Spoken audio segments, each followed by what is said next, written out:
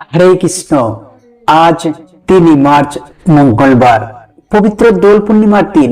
বছরের দ্বাদশ পূর্ণিমার মধ্যে একটি শ্রেষ্ঠ পূর্ণিমা হচ্ছে এই দোল পূর্ণিমা তিথি। এটি খুবই শুভ একটি দিন। আজকের দিনে অনেকেই ভক্তি এবং শ্রদ্ধার সহিত ব্রত করবেন, লক্ষ্মী নারায়ণের পুজো করবেন। তাই আজকের এই শুভ দিনে যারা ব্রত করবেন কিংবা না করবেন, সকলেরই উচিত ভক্তি ভরে এই ব্রত কথা শ্রবণ করা। এতে অনেকাংশেই এই ব্রতের ফল লাভ করা যায়। আজকের এই পর্বে আমরা সেই প্রসঙ্গে জানার চেষ্টা করব। আমাদের সকলেরই আজকের এই তথ্যগুলো জানা প্রয়োজন। সকলকে স্বাগত জানাচ্ছি আমাদের প্রভু বার্তা চ্যানেলে। আমরা চেষ্টা করি সনাতন ধর্মের ধর্মীয় তথ্যগুলোকে এবং নানা দেবদেবীর ব্রত কথা ও 12 মাসে 13 পার্বণের সকল গুরুত্বপূর্ণ তথ্যগুলোকে আপনাদের সামনে উপস্থাপন করতে। তাই আসুন আগামী কিছুক্ষণ সময় ধৈর্য ধরে আজকের এই গুরুত্বপূর্ণ তথ্যগুলি জেনে নিই। ভালো লেগে থাকলে অবশ্যই একটা লাইক করে কমেন্টে আপনার ইষ্ট দেবতার নামটি অথবা জয় শ্রীকৃষ্ণ একবার হলেও লিখে যাওয়ার অনুরোধ জানাচ্ছি। যে কোনো পূর্ণিমা তিথি অত্যন্ত শুভ দিন। এই পূর্ণিমাকে বলা হয় লক্ষ্মী নারায়ণের দিন। যদি সংসারে দারিদ্রতা থাকে তবে প্রতিটা পূর্ণিমা তিথিতে ব্রত করে অথবা শুদ্ধ সাত্বিক খাবার গ্রহণ করে আপনারা লক্ষ্মী নারায়ণের পুজো করতে পারেন। পূর্ণিমা তিথিতে লক্ষ্মী এবং নারায়ণের পুজো করা অত্যন্ত শুভময় এবং এর ফলে সংসারে সৌভাগ্য আসে ও দারিদ্রতা দূরীভূত হয়। বিশেষ করে আমরা বিজ্ঞান বইয়ে পড়েছি যে সূর্যের আলো থেকে সালোক সংশ্লেষণের ক্রিয়ার মাধ্যমে স্বরাজি খাদ্য হয়। বৃক্ষরাজ খাদ্য গ্রহণ করে, কিন্তু সূর্যের আলো প্রখর এবং চন্দ্রের আলো স্নিগ্ধ। সূর্যের আলোয় গাছ বাঁচে, কিন্তু গাছের ফল পরিপুষ্ট হয়, ফুল প্রস্ফুটিত হওয়া বা সুগন্ধা ছড়ানো এগুলো মূলত চন্দ্রের আলোয় হয়।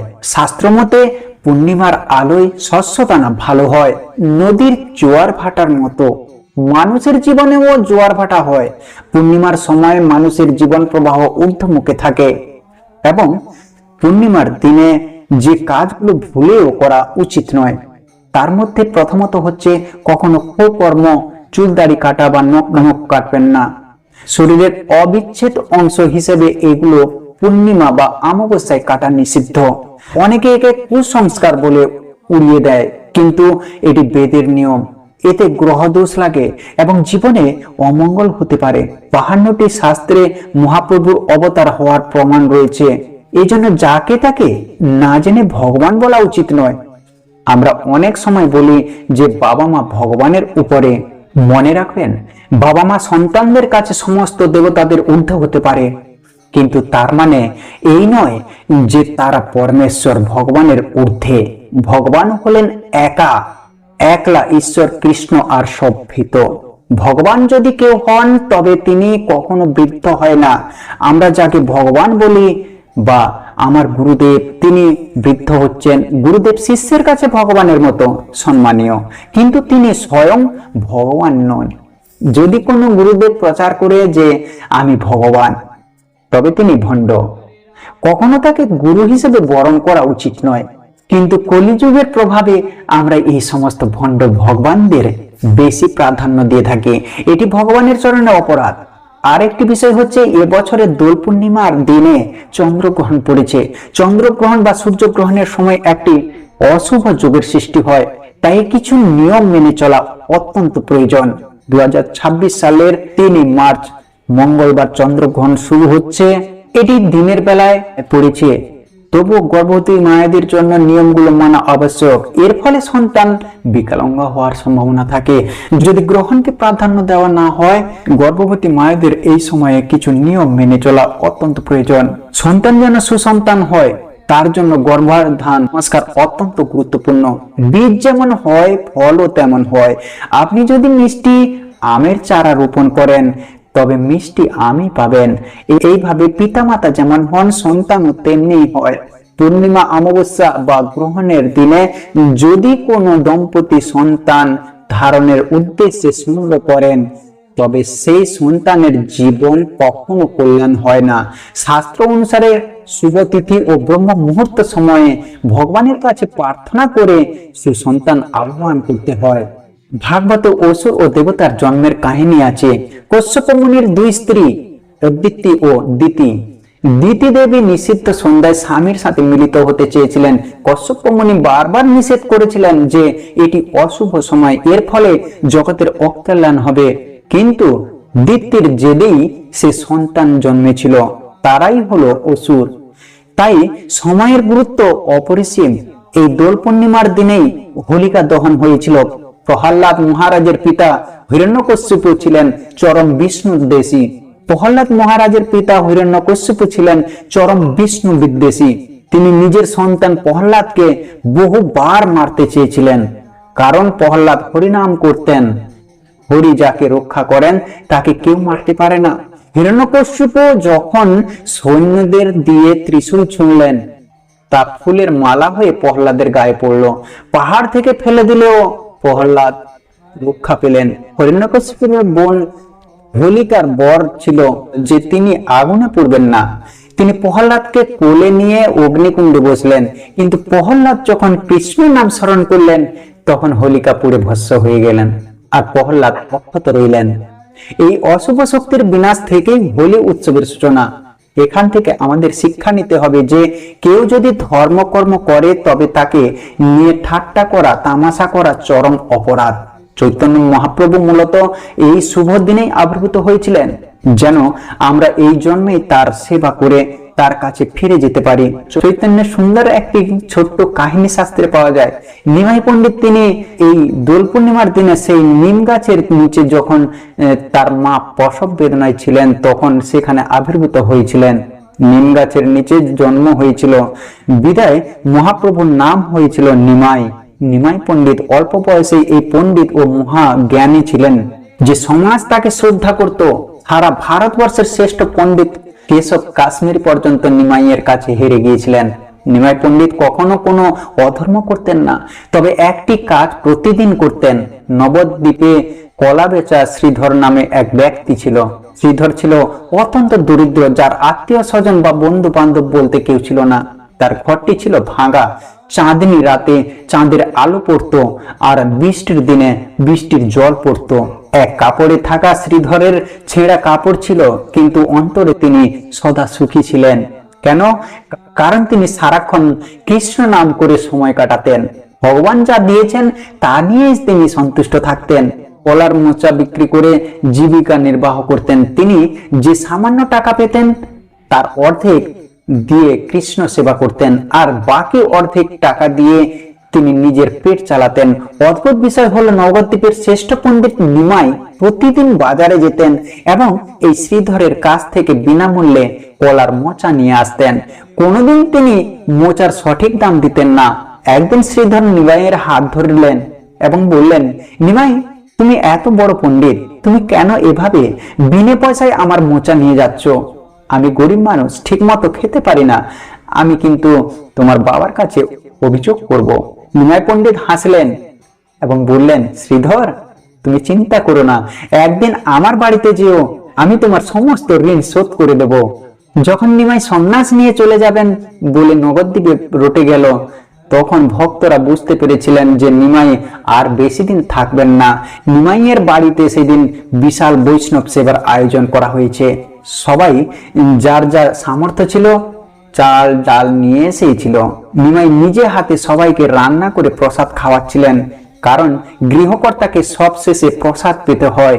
সবাইকে খাওয়ানোর পর নিমাই যখন নিজে প্রসাদ পেতে বসছেন, ঠিক তখনই শ্রীধর একটি কচি লাউ নিয়ে নিমাইয়ের বাড়িতে হাজির হলেন। শ্রীধর কাঁদতে কাঁদতে বললেন, নিমাই, শুনেছি তুমি সন্ন্যাস নিয়ে চলে যাবে। আমি আজ টাকা চাইতে আসিনি, আমি সাধ্যমতো একটি লাউ এনেছি। শেষবারের মতো এটি একটু রান্না করে তুমি প্রসাদ হিসেবে গ্রহণ করো, তবেই আমি শান্তি পাবো। নিমাই তার মাকে বললেন, মা, সারাদিন তুমি অনেক কষ্ট করেছো, তবু শেষবারের মতো আমার এই ভক্তের লাউটি রান্না করে দাও।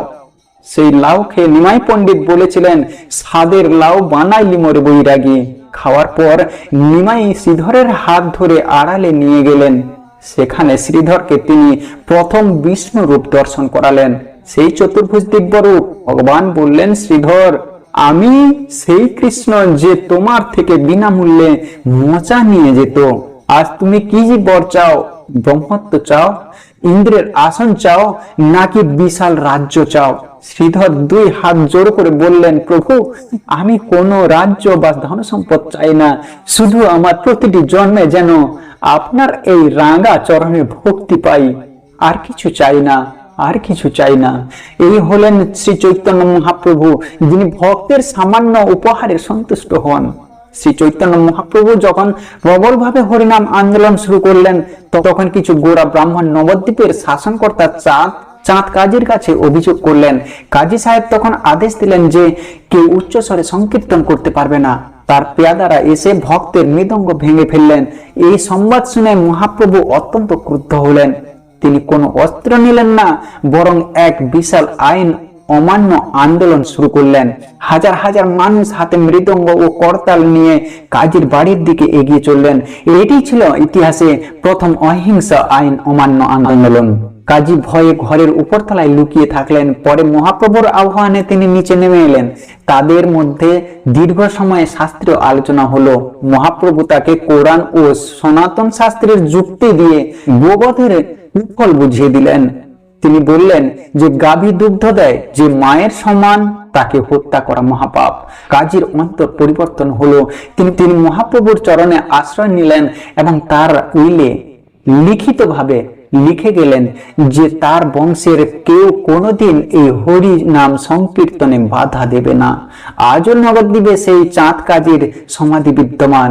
এরপর আসি জগাই আর মাধাইয়ের কাহিনীতে। তারা ছিল দুই ভাই, যারা মদ্যপান, চুরি, ডাকাতি ও হত্যা সহ সব ধরনের পাপ কর্মে লিপ্ত ছিল।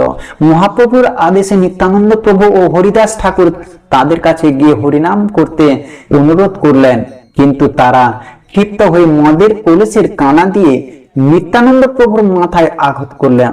প্রভুর কপাল ফেটে রক্ত ঝরতে লাগলো, কিন্তু দয়ালু নিত্যানন্দ বললেন, মেরেছিস কলসির কানা, তাই বলে কি প্রেম দেব না? তোরা শুধু একবার কৃষ্ণ নাম বল। এই সংবাদ পেয়ে মহাপ্রভু সুদর্শন চক্র আহ্বান করলেন তাদের বধ করার জন্য, কিন্তু নিত্যানন্দ প্রভু মহাপ্রভুর পা জড়িয়ে ধরলেন এবং বললেন, প্রভু, কলিযুগে আপনি অস্ত্র ধরবেন না, এদের ক্ষমা করুন, কারণ এদের মতো পতিতদের উদ্ধার করাই আপনার অবতারের উদ্দেশ্য। জগাই মাধাই এই অসীম করুণা দেখে লজ্জিত হলো এবং মহাপ্রভুর চরণে ক্ষমা চাইল। তারা পরবর্তী জীবনে বৈষ্ণবে পরিণত হলো। তাই বলা হয়, পাপী তাপী যত ছিল হরি নামে উদ্ধারিল, তার সাক্ষী জগাই আর মাধাই। শ্রী চৈতন্য মহাপ্রভু এই কলিযুগে আমাদের মতো অধম জীবদের জন্য এসেছেন। তিনি কোনো কঠিন তপস্যা করতে বলেননি, শুধু হরিনাম সংকীর্তনের মাধ্যমে কৃষ্ণ প্রেম বিতরণের পথ দেখিয়েছেন। তিনি বলেছেন, হরে কৃষ্ণ কৃষ্ণ কৃষ্ণ হরে হরে, হরে রাম রাম রাম হরে হরে। এই মহামন্ত্র কলিযুগের একমাত্র মুক্তির উপায়। দোল পূর্ণিমার এই পবিত্র দিনে আপনারা যে যেখানে থাকুন, অন্তত একবার হলেও ভক্তি ভরে এই নাম জপ করুন। চৈতন্য মহাপ্রভুর লীলা শ্রবণ করলে হৃদয়ের কুলসতা দূর হয়। ভিডিওটি যদি আপনাদের ভালো লেগে থাকে এবং যদি কিছু শিখতে পেরেছেন, তবে অন্যদের সাথে একবার হলেও শেয়ার করবেন। আজ এই পর্যন্তই। আগামী পর্বে দেখা হবে কোনো এক ধর্মীয় তথ্য নিয়ে। সকলে ভালো থাকুন, সুস্থ থাকুন। হরে কৃষ্ণ, জয় নিতাই, রাধে রাধে। জয় জগদীশ হরে, स्वामी जय जगदीश हरे। 10 जनों के संकट, 10 जनों के संकट क्षण में दूर करे। ओम जय जगदीश हरे, जय जगदीश हरे। स्वामी जय जगदीश हरे।